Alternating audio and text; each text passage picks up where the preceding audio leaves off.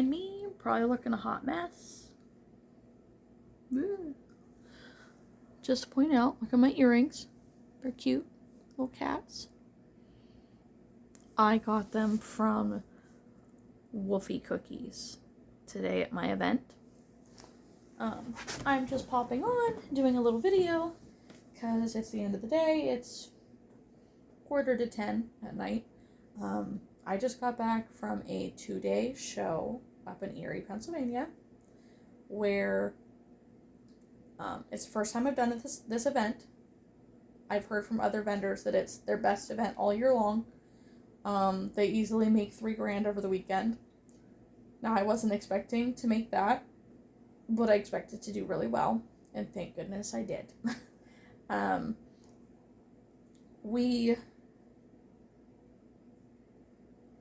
To start out, it was Saturday and Sunday. It was the Erie Craft and Gifts Festival. It was at the Bayfront Convention Center. And I brought 20 tiny, Tank the Turtles made out of burlap velvet yarn. I did 6 of the poppet mushrooms in burlap velvet or parfait chunky, it's thinner. I want to say I started out with 10 chickens. They're not Maple chickens. They're inspired by Maple chicken. And over the weekend, I made 3 more of those chickens. Then I started out with 13 Triceratops. I made 1 more, which turned out small. So with 14, and I sold 10 out of those 14. Also, all 20 of the Tank the Turtle sold. All 6 of the poppet mushrooms sold. I think I sold only 3 chickens this weekend, and a tiny chicken. I made a small one with my scrap ball. So 10 out of those 14 Triceratops, and then I made I think 13. Oh wait, now I don't know. Okay, let's see. I made 11 axolotl. 1 of them was small, so it was separate. I sold the small one. So I made 13 of the normal axolotl, and I made one on the spot, so I had 14. Whichever, I'll figure this out. And I sold 6 of them. So I didn't do as well on the axolotls as I have been, but now I don't have to restock them next time. So I'm okay with it. So those are pretty much it with my stuffies.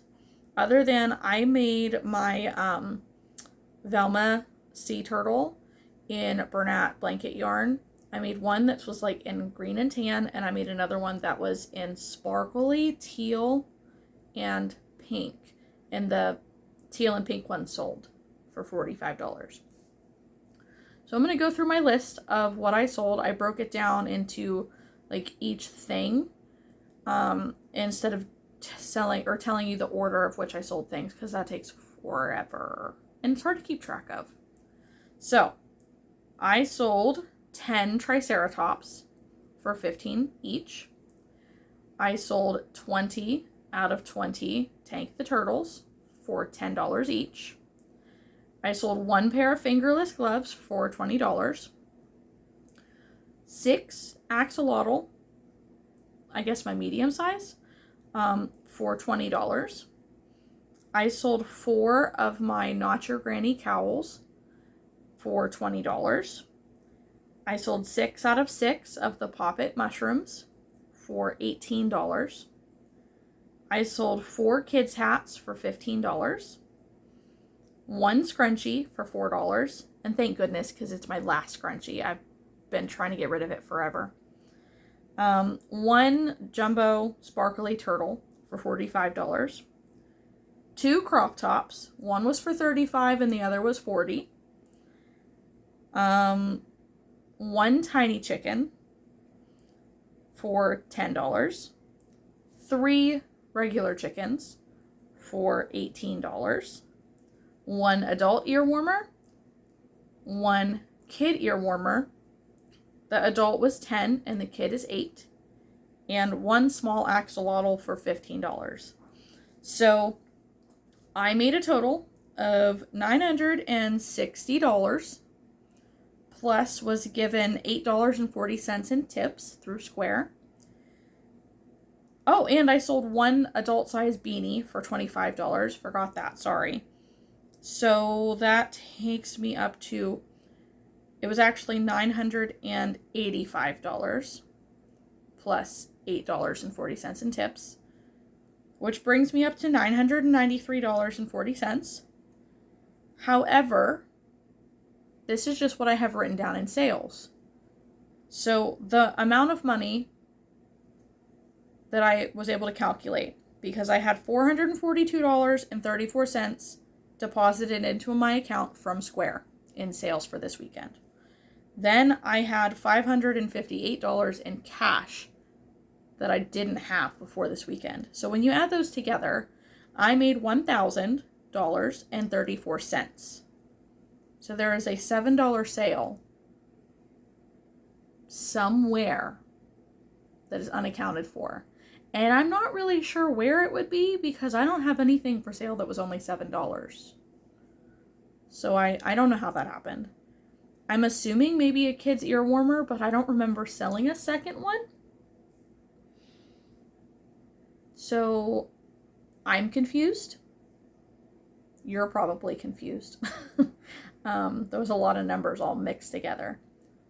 So in total, I sold, let's see, 20, 30, 40, 50, 2, 3, 4, 5, 6, 7, 8, 9, 60, 1, 2, 3. I sold 63 items this weekend, and I made $1,000.34 total. So I'm very excited. The booth fee for this event was $250. I did have to spend $79 on a hotel room for the Saturday night, and I spent $20 in gas money to get there and get back home because it was an hour drive there and an hour back. So there are some expenses to take out of that. So that's what? $250 plus 20 is $270 plus we'll say $80 is $300 in expenses. Right there. So that's $700 profit minus the money I spent on food, which probably was around, we'll round up to $80. We'll count some of my purchases. So now I've profited $600.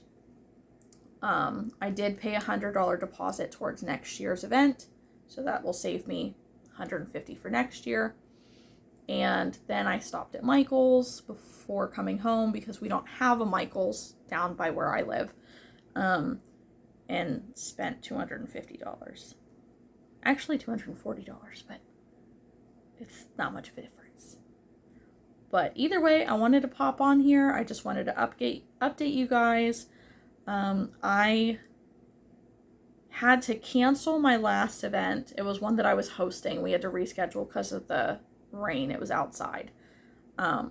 So I didn't make anything from that. And prior to that, my last event was Apple Fest in Franklin.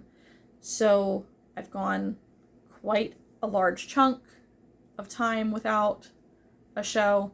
And now I will not have my next show until Black Friday weekend. We will be back up in Erie at the Blessed Sacrament show Friday, Saturday, and Sunday. So it'll be a 3-day weekend. It's supposed to be a big show too, but we'll see.